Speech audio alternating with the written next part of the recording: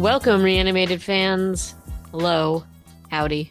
This is H.A. Conrad coming to you from Brooklyn with my intrepid co host, as always, who's coming to you from the other side of the US of A, Stuart Tiffin. Hello, Stuart. Greetings, well met. So, today, actually, quite a few little news items, mainly to do with casting in Yeah. different things that we know and love. But after that, we're going to be talking about episode 3 of Interview with the Vampire season 2, and a pretty interesting little episode. So I'm excited to chat about that with you, Stuart. But before we get to that, let's hop into the news items, which, actually quite a few today. So very exciting that Aaron Taylor, it seems like he is attached to the 28 Days Later as the lead, I think. It's so funny because he was in Kick-Ass, and I just remember I've had this sort of dissonance where I don't recognize him as being that same person. hmm But he's also like the Bond frontrunner too, right? That's according to this Sun article that we're linking to today. Yeah, so Aaron Taylor Johnson is English, which I had no idea because he's been everything I've ever seen him in, he was playing an American. And now that I'm Yeah, like, that was thinking about his voice, his accent has always been kind of generic. yeah. So yeah, sure. But like Godzilla, Kick-Ass, Age of Ultron. American, American, American. And now he's gonna be James Bond and my mind will be blown. And I think that's pretty cool. Well, if Yeah. he gets that gig, I don't know. They're calling him a front runner. The reason I clicked on this and the reason why we're talking about it is the Sun newspaper from the UK, their website has a couple of pictures of him from on set where they're already filming 28 years later, apparently Mhm. on a small island and casting the locals as rage infected people. And he's looking burly and bearded He's as he looking will. pretty bulky. So Well, he I got really big, I think, for the Craven role that he's doing, a Marvel movie, or maybe it's a Sony movie actually. But he's playing one of Spider-Man's big nemesis. I think he's working out with a trainer, and if he's in all these films, then he's gonna have a pretty good running streak. It's always interesting when you see like actors that just suddenly are in everything and are everywhere. And it's almost like they have to capitalize upon whatever Oh that yeah, you got dice to does. strike while that iron's hot. I mean, where's Anna Kendrick been lately?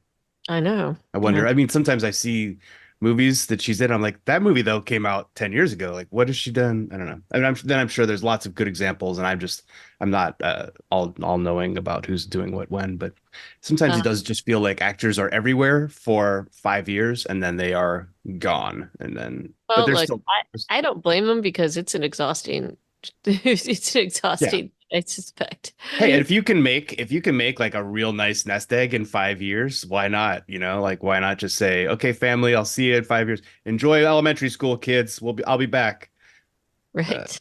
and then, But yeah, no, totally agree. And another casting news, and this one made me kind of happy. It's Jensen Ackles is going to have a little bit of a supernatural no well, supernatural reunion. grain of salt, AJ, it's a Screen Rant piece. Oh, okay. Well, He maybe might. He's this in is talks. Perhaps he's in talks to be on Walking Dead, City of the Dead City, with Negan and Maggie, who were both former castmates of his from Supernatural. I don't remember Lauren Cohan in that show, but I know that Negan was his dad. I think she was like a guest or like a did she go in I think she was like in a few different episodes. Maybe I'm wrong. It's been a while, I will admit. I just remember that Negan was his dad. Yeah. As well. But still, okay. Sorry. I didn't read the article too closely, clearly. But yeah, grain of salt, but that would be kind of fun if it does happen. Um, I don't and think Screen Rant writes anything that you can take at face value, right. frankly. And then the most exciting casting news that I've seen is that Jeffrey Wright has been cast in The Last of Us season 2, and that isn't grain of salt, which makes me really happy. He is amazing. I heart Jeffrey Wright. So Yeah. I'm really excited to see them and see him in this cast. It's like shaping up to be a pretty cool cast with him and Catherine O'Hara, obviously, Right. but Pedro Pascal, but like.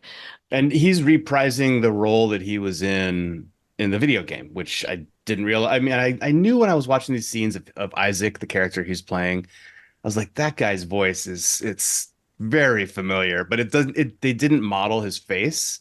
Right. So it didn't look exactly like him. Um, I but was hoping because I heard him talking about being the voice. And as you know, I didn't play the game really, so I didn't, I don't have any sort of basis of anything. So I do not, I don't even know what the character on the game looks like. But I do. Jeffrey Wright was talking about it, and I was like, oh, this could be really interesting if they actually cast him.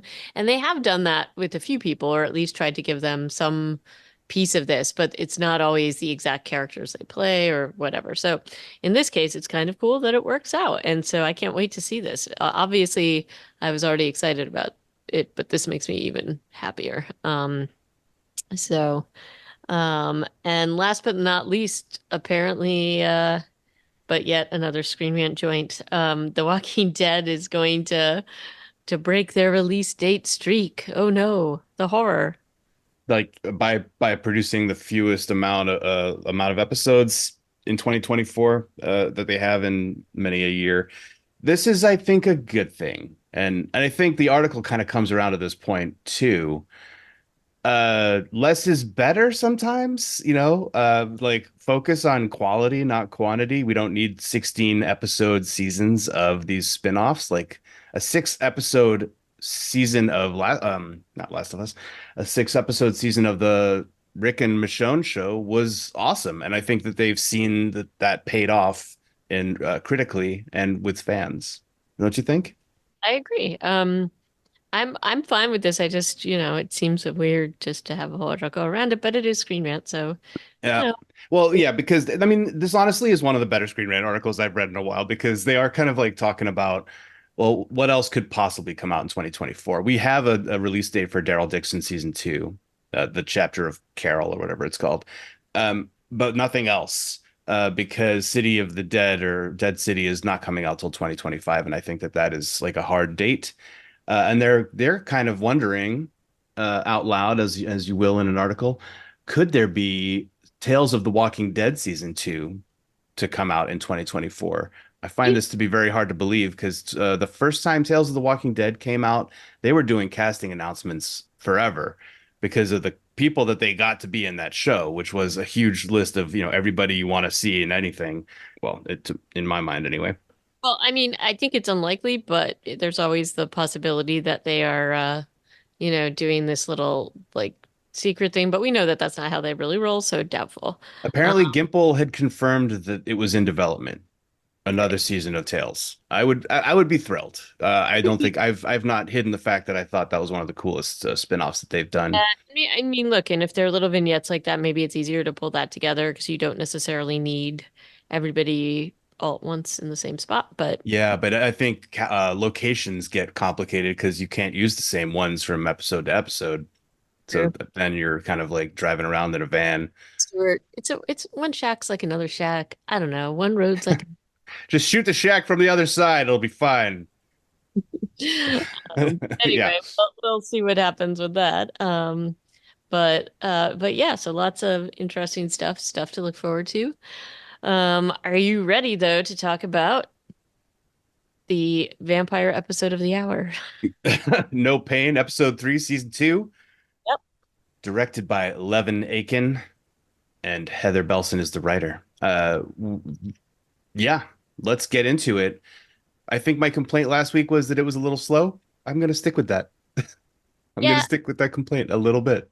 yeah, it was a little slow. There's a lot of sort of like I don't know, sort of the underlying narration that I find a little plotting. With You mean with the Dubai stuff? no, it's like with yeah, maybe a little bit of that. I don't know. It's just there's like a whole sort of like let's talk about this piece of it and get into it. And there's like a little bit of a like kind of like a they're trying to give you not I don't know like an aha moment. I don't even know how to explain it, I but feel like they've even tipped their cap to this in last episode when Claudia tells Louis sometimes the short answer is the best one or something along those lines. He has this penchant for like lingering on thoughts and talking too much. Frankly, it's like it's quite self-indulgent. And unfortunately, I think the show is kind of doing that too. It Doing a little bit of it, but there were some really good parts of this episode. there were. I was really excited. I couldn't remember the name of the secret organization that shows up early in the episode. I was happy to see that the actor from Weeds is playing. I was calling him Benny Gesserit. I knew that wasn't right as I was writing it down in my notes, but I was like, I don't remember the name. It's Telemasca. I mean, we talked Uh, about it a lot in the vampire in the witch show, but now they've shown up in the vampire show. This is the first time they've shown up, right? yes, the Talamasca, and there's also, and he's also in. Have you watched the Perry Mason the new series? Which With the guy from the Americans. Yep. I've seen some of those. Is that dude in it? What's that guy's name anyway? It's like the district attorney. He's like this um like this district attorney or that's being kind of blackmailed um by like, and this is like a whole piece of it, that he comes to Perry Mason's rescue only because, not rescue really, but like he helps him out because um he's being blackmailed or whatever. His name is Justin Kirk. Justin Kirk. I don't Yep. think I've seen him in anything since he was in Weeds. Weeds was a very interesting show, and that was a very different character for this guy. Oh, I mean, he's been in quite a bit. He's a good actor. I'm not surprised that he would have He's been also it. been Succession. And Um, he has been. Oh, interesting. So his name in this show is Raglan James. Is that supposed to be James Raglan? I don't know. uh-huh. He signs his IMs RJ Yeah. because he shows up in the sushi restaurant. It's the first time we've seen Molloy outside of Armand's apartment, and he's eating like live fish, like living. And the guy starts to talk to him, and then Molloy is irascible and defensive and aggressive all at the same time, as usual. So it's not just vampires he's like this with, which is kind of interesting.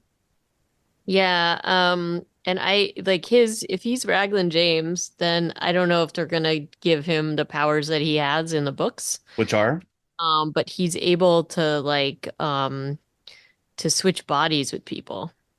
because So they all have a gift, right? Like I'm remembering now, even in the witch show, the Bene Gesserit Talamasca guy could touch things and see their right. histories, right? I think that the one thing is the question is he actually in the Talamasca at this point or not? At some point, he is separated from them because he's also a kleptomaniac and steals a ton. So I don't know if what's going to happen here, but But isn't the logo that Molloy eventually clicks on his computer a Talamasca logo? it is. It Yeah. is. Maybe it's that, but we'll have to see. I'm just not clear, like with the things that they change or don't change. So we'll see how this plays out. I will say that Malloy's reaction to him is pretty funny, and he is giving some pretty like M6 vibes Am or I like am I am I six? Yeah. M6 vibes.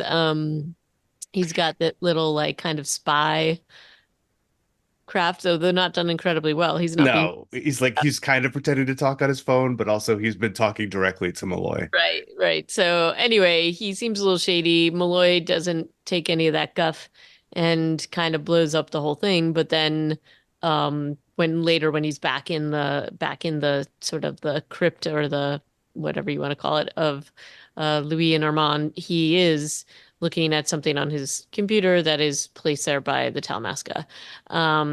But it's, in any case, I think Molloy is always very curious, and this provides another narrative. And I would say that he's a little bit, he is intrigued in only because he wants to know everything, I think. And he doesn't fully trust Armand and Louis. He also is very annoyed at them for withholding different parts of their story. And so I could also see him just as an investigative reporter. I mean, I think at some point he's going to have to delve into this just because it's an avenue that provides more information. Even Yeah. if ultimately decides it's false, like he's still gonna go and try to like I don't there's no way he doesn't run that down because he can't you can also see like he's trying not to click on that thing, but he clicks on it anyway. So He uh, does, and he doesn't tell Armand or Louis that he's had this interaction, and even though they can read minds, and you see that one shot of Armand looking at him like, huh. mhm. Armand knows when people are hiding stuff. Obviously, this episode is kind of about that Yep. in Paris. So I don't know how long he can keep this a secret, but I agree that the playing all the angles thing is smart for the show to do, and for probably for Molloy to do too, because maybe the Telemasca can get him out of hot water. Right. But most of this is actually about, more of the history. We hear a little bit from Armand or a lot from Armand about the history of the theater troupe and his interactions with Lestat.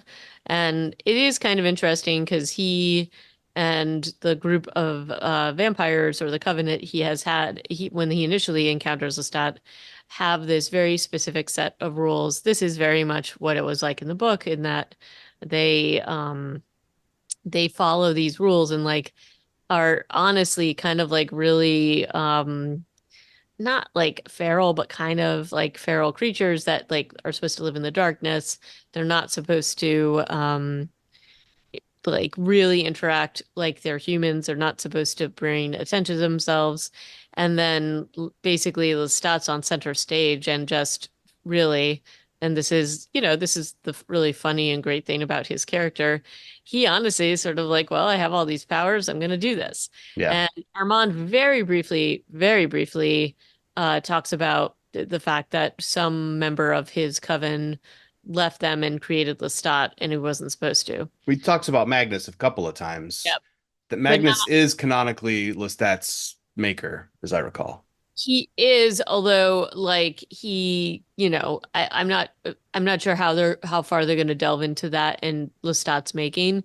It is a pretty like brutal story. And Lestat, there's another character that I don't know if they're gonna bring her into it, but in this particular season or anything, but and they do bring Nicholas in, which is he's from Lestat's story. He's somebody that Lestat knew and was very close with and had a very deep relationship with before he became a vampire.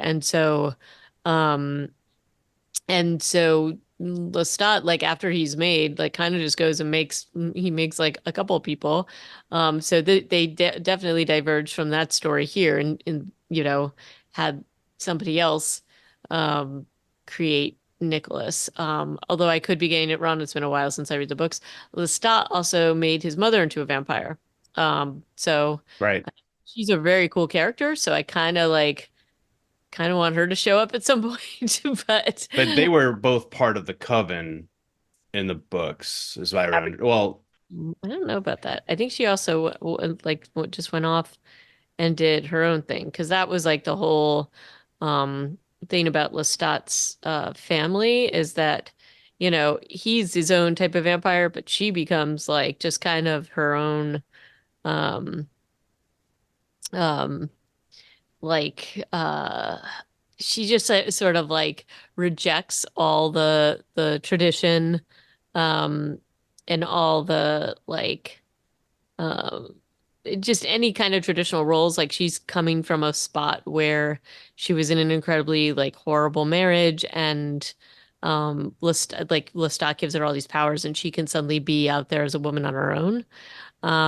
But I don't know that she was ever a part of the coven itself.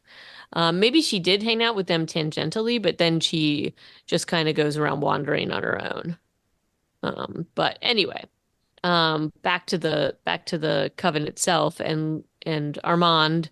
And Armand just seems very like just depressed and like fed up with the way the coven is, and they're all very upset by Lestat's like audacity, and he's intrigued by it.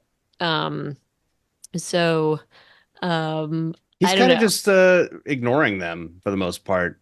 Even though, yeah, like Armand is aware of him and is like, this isn't right. Goes to one of his performances, watches him do his stuff, watches him not flagrantly using his gift, but he's like bending over backwards to the point where a human would probably need to be a contortionist to not fall over.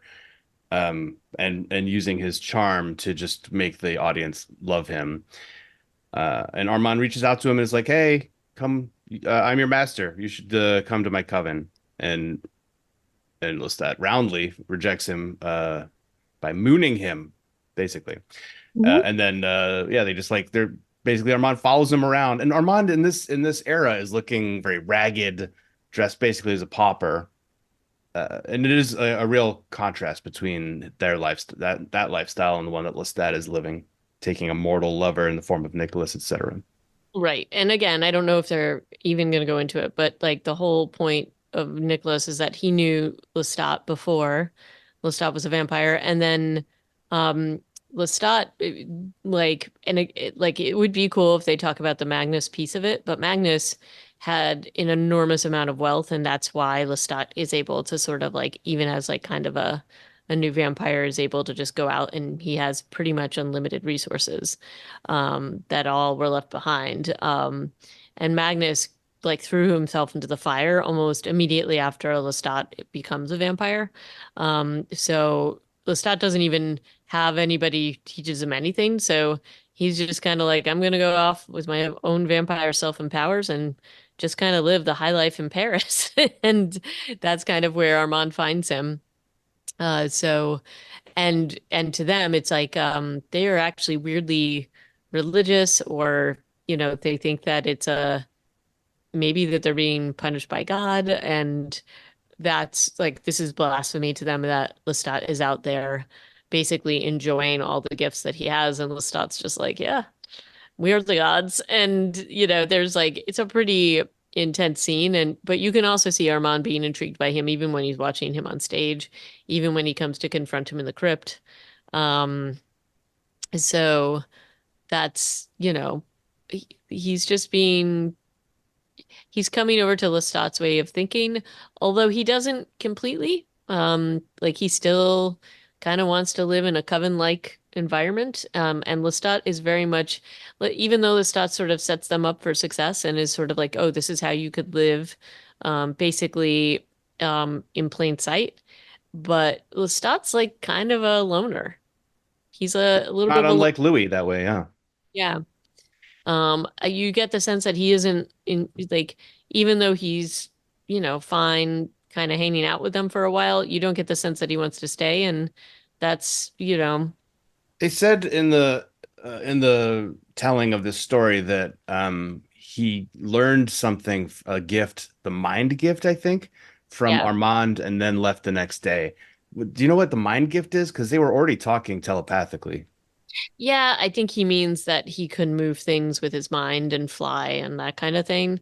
I think this is a new addition because I think at least the sort of the parts of the books, like you do gain maybe certain powers as you get older, but the main part of the power that you have is based upon the vampire that made you and how long they waited to give you that gift. Magnus only made Lestat and was a very old vampire, so apparently Lestat had a lot more powers than anybody else, including Armand. Although Armand is quite ancient, so maybe he has like other things. Again, it's a little muddy, but I don't recall this being a thing about the mind gift, so maybe this is just something they added in to make things more interesting. So I really enjoyed the scene of where Armand challenges Lestat in the street. I thought that was the highlight for Yeah, me, that's of good. one of the highlights of the episode. That and when Santiago is doing two things at once, which I always find very cool. But where, yeah, just having Armand like really casually like make Lestat kneel, throw him against walls, freezing time, and throwing Nicholas around. Love that scene. And in the after show, they show how it was all basically practical effects. They actually had actors who were just good at standing still. And they probably hired that horse from Last of Us who could stand still, and a couple of other horses like that one, because it was a real horse. Everything was real in the background. It was not like a green screen. And I just love to find out little details like that. I thought that was a really cool scene, and more so from the behind the scenes. I will say that nobody's good at speaking French. Nope. No, they are not. That's got to be kind of tough for people who speak French fluently. I can tell that their accents are not quite spot on. Armand has already, like, at the beginning of the episode, he's like, look, French is my fourth language. It's, whatever. But Lestat is supposed to be French. That dude's Australian, who's playing him. You can't fault him for not speaking fluently in a language that is not his native tongue. It's it's just an interesting creative choice by the show to have these actors have so much dialogue in French in this episode. Yeah. It's a ton, and it's I think grammatically fine, but it's not terrible, but it's clearly not French being spoken by French people. And none of the supporting cast, any of the other coven members who occasionally have lines, I don't think they have a single native French speaker on this cast. I don't think so either. Maybe we are wrong. And if we're wrong, let us know. But I don't think so either. Or the native French speakers are also just like making their French like pidgin French so that they blend in with the others. Because otherwise it would be too much of a contrast. You'd hear one of them speaking and they'd be like all, melodious, and everybody else is a little bit like staccato or whatever. Uh, but it's I'm being probably too picky, but I feel like that's something you can call out here. That the show is really holding them to a high standard and it's hard to meet it, I guess is kind of what I'm saying. Yep. I'm a big fan of authenticity and not like doing, there was that Russian submarine movie K2 or something many years ago where everybody is speaking in English with like Eastern European accents, and that means they're speaking Russian. And you're just like, this is dumb. So I appreciate the fact that they're trying, but it's not everybody can pull it off. Um, anyway, so that scene was fantastic, phenomenal. And then also, yeah, like you were saying, when Lestat then comes to the coven, it's not like he comes hat in hand either. He comes with a giant is that a crucifix when it's that big, or does it have a different name? I'm not sure. But like the kind of thing that would hang over the altar in a church. Clearly, he took this from church. Yeah, and the effect that that has on the members of the coven, where they're like bowing and scraping, and they kind of seem like developmentally um affected in a way, right? Like they, It's haunted and like weird, and yeah. there is like some mental um and we saw this. I mean, we've seen this with the vampires that jump into the fire. Um, maybe just the time or the way that they're living changes them or warps them in a way that they can't necessarily deal with reality. And that's kind of what they seem like. They seem like very stunted. But yeah, Lestat's having none of it. And he's just like, why are you living like kind of in the dirt? Like we're so powerful. You should be out there dressed in silks and dancing in the light. And another piece of it is that they do look weird. They do look not human, and their eyes alone are kind of freaky. So it's not like they can totally blend in. But I guess with enough money and power, and if you're just kind of like, moving around and not staying in one place too long, maybe that can help. But in any case, Lestat's just not having any of it. And he is quickly wins the others over to his side. And Well, then, some of them I think must go out and kill themselves. Armand is so convinced that that's what happened, yeah, but then they didn't because, right? like, Well, there's three of the three who had speaking lines don't, but there was at least like a dozen vampires down there with him when we um, see. And so I he, think some of them probably did go upstairs, up into the world, and they were just like, this is too much, too many choices, and they just blow themselves up. But and then he's the kind of the sorry. last one to come over to the Lestat side and then realizes that some of his former minions, now maybe present minions, are involved in the theater troupe with Lestat. And so, you see him gradually being won over by the Lestat way of life, which provides them a way of survival, I guess, in this particular society. And so they use that to tie that into to what Claudia is now going through, which is essentially a hazing ritual to be um, inducted into the theater of the vampires and into the troupe, into the coven. And, she's doing this, but Louis is not. And there is commentary from the members of the coven that they are resentful of him. They don't like that he's out on his own. I mean, maybe this is a holdover from Lestat and the fact that he was quite a loner and rejected a little bit of what they're doing, even as he helped create their way of survival. But this coven is has been really restricted. Like Armand, despite what we're seeing in his storytelling and the way he's presented, he has clearly been a very controlling and uh like yeah, like held on to this coven style, this group, these rules. He's killed how many vampires as the leader of the pack? Because there's like it turns out there's a whole morgue full of them downstairs. Yep. So and the fact if they are questioning why Louis is allowed to walk around, it's only because Armand has created those kinds of structures that they would be like, hey, how come he doesn't have to do it? So it's kind of funny the way he's telling the story. He's like, look, the Coven's not happy with the way that you're doing stuff, but he's the one, the Coven answers to him, and he is the Coven, he's the Coven master. He can change the rules, I feel like. So it's kind of I'm a, waiting to see because I mean, we like Lestat is eventually going to have to make a reappearance somewhere along I the kind line. of thought he had in this episode, Yeah, you I know. did too. Turns out maybe a hallucination. Who knows? Yeah, so certainly a hallucination, and the guy that Louis murders thinking it's Lestat kind of becomes a point of contention later. Because But apparently people can't just get murdered in Paris without them thinking it's a vampire. I mean, he crushes the guy's head. It's not like he exsanguinates him. right. But the one thing that really struck me is that despite the fact that Lestat supposedly showed them a new way to live, it's basically Coven 2.0. It's not like it's also a very specific set of rules. We see Yeah. this in how they're training Claudia. We see this, you know, how Armand is talking to Louis about like, oh, this is why they're like uncomfortable with you running around. They don't know what you're doing out there. There's like all sorts of things you don't want to bring attention to yourself. So it actually just feels like they got a slight upgrade. So they're just not living in like crypts. They're living in a theater.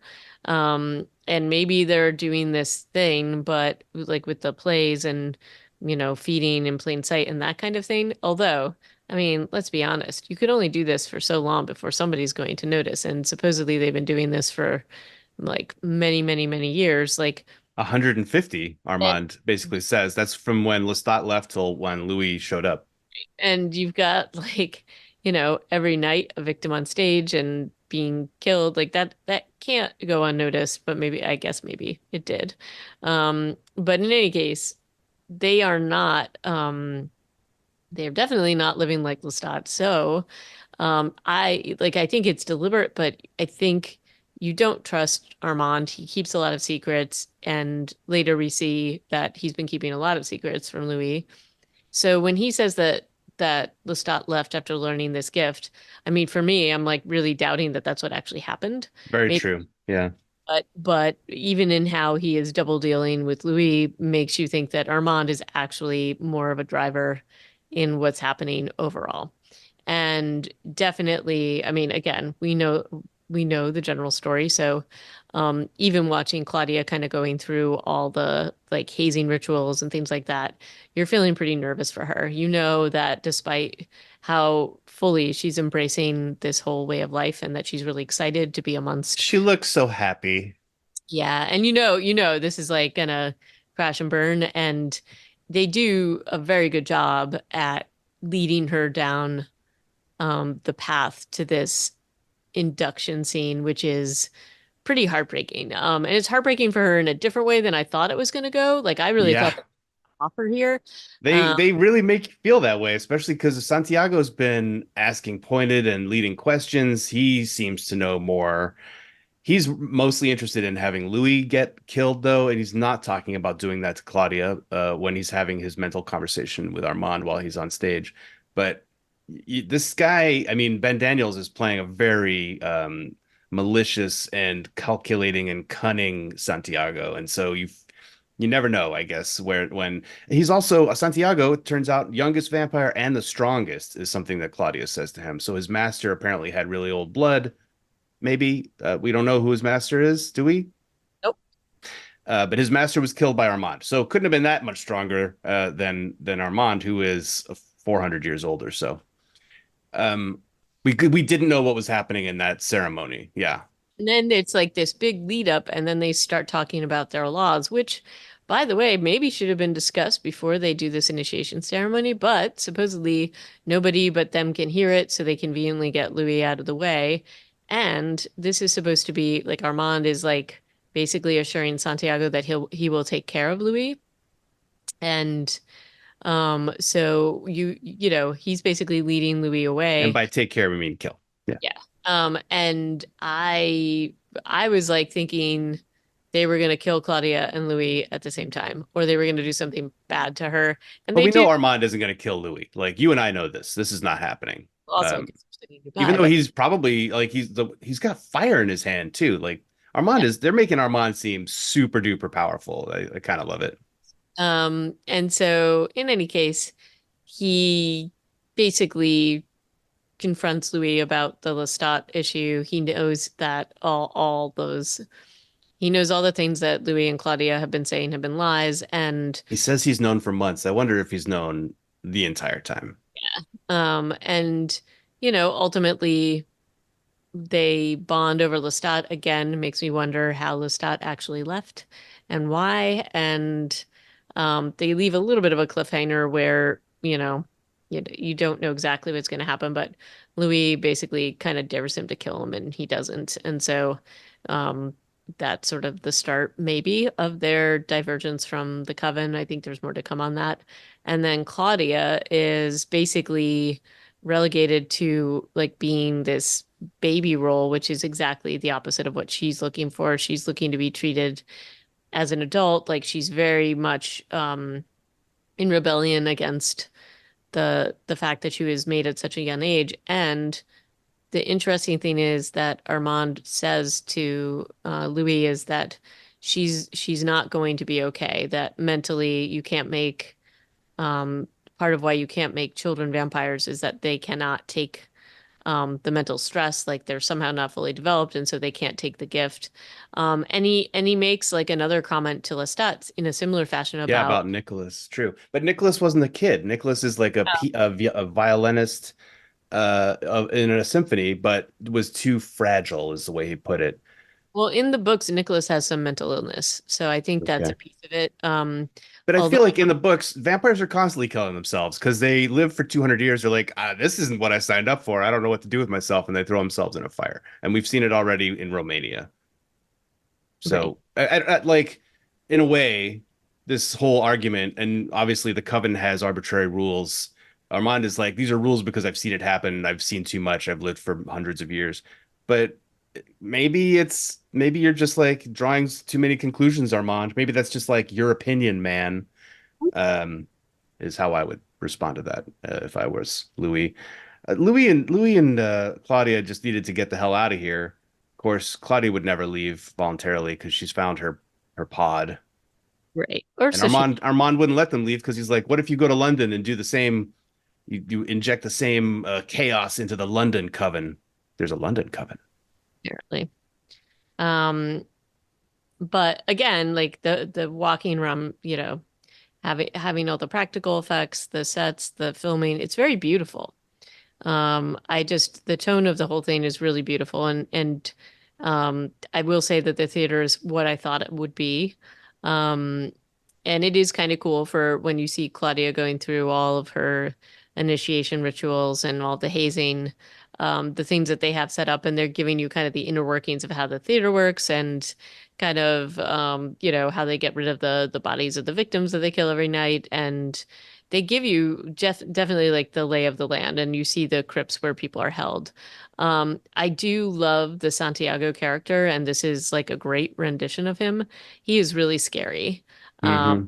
and it's like he's scary because he's also trying to play friendly too, and he's just not, and he's dangerous. And even the other vampires like are definitely on their toes around him. They keep on their toes around him. They're like I don't want to say they avoid him, but they're deferential to him, and they are definitely a little scared of him.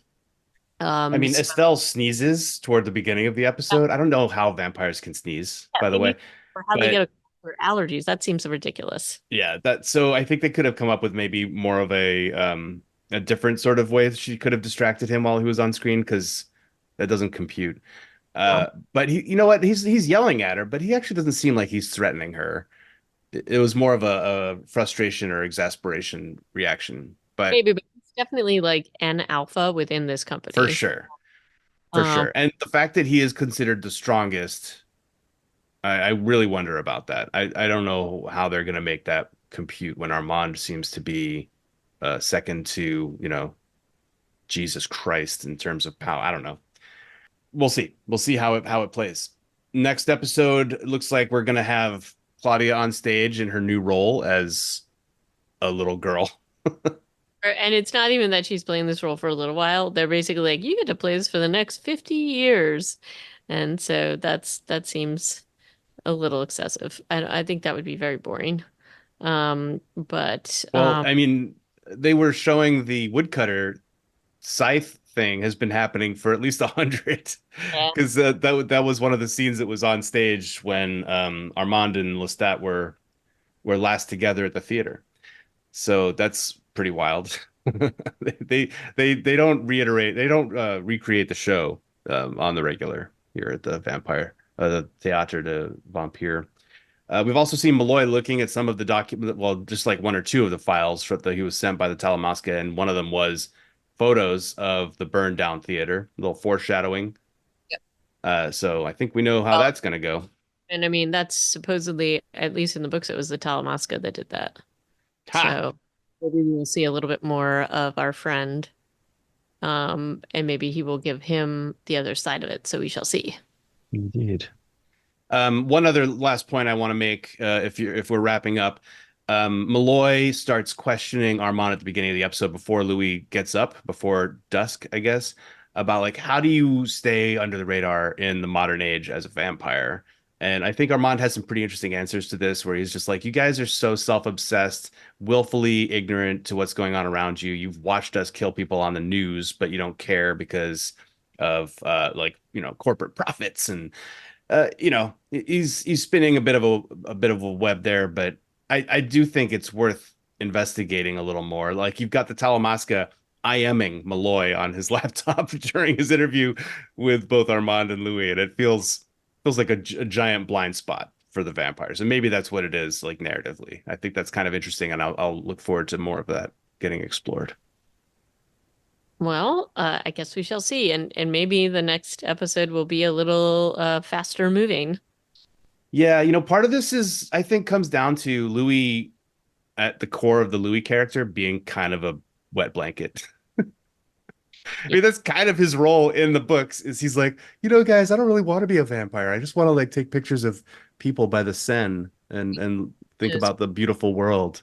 ride around, just take photos, and I don't know. Maybe write some Anyway, poetry. if you enjoyed this episode or if you disagree with our objection to the pacing, let us know. I would love to hear your thoughts.